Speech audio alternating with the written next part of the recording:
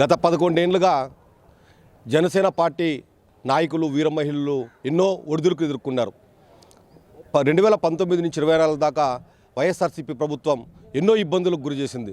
Janasena party ఉనికి లేకుండా చేయాలనే క్రమంలో కేసులు కట్టారు, ఇబ్బందులకు గురి చేశారు. అయినప్పటికీ కూడా జనసేన నాయకులు, కార్యకర్తలు, వీరమహిళలందరూ ఈరోజు 2024లో ఒక మంచి స్ట్రైక్ రేట్తో 21 సీటు ఏదైతే ఉందో జనసేన పార్టీ పోటీ చేసిందో అన్ని నియోజకవర్గాల్లో మా పార్టీ గెలిచింది.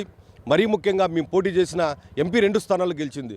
ఇటువంటి తరుణంలో మార్చి 14వ తారీఖున పిఠాపురంలో జనసేన ఆవిర్భావ సభ 12వ ఆవిర్భావ సభ ఘనంగా జరుపుతున్నాం.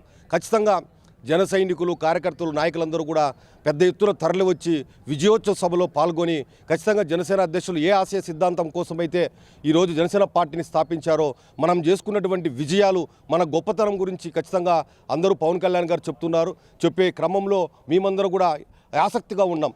ఆయన మాకు భవిష్యత్తు దిశానిర్దేశాన్ని ఆ క్రమంలో మేమందరూ కూడా పెద్ద ఎత్తున జనసేన పార్టీకి ఆవిర్భావ సభకు తరలి వెళ్తున్నాం.